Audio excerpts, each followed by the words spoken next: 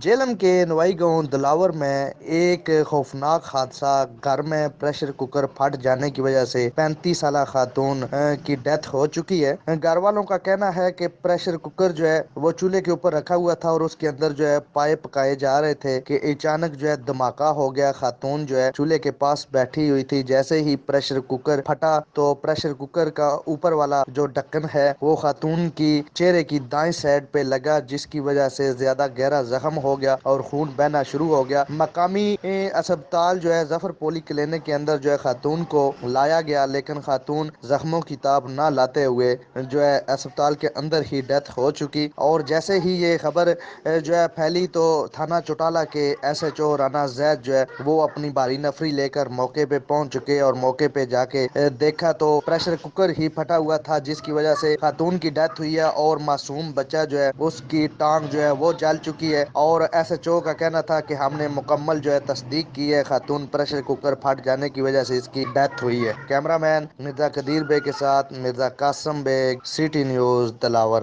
ہم لاتے ہیں ٹاپ نیوز، آپ کے فیورٹ ٹاک شوز اور انلمیٹڈ انٹرٹینمنٹ صرف یوٹیوب پر۔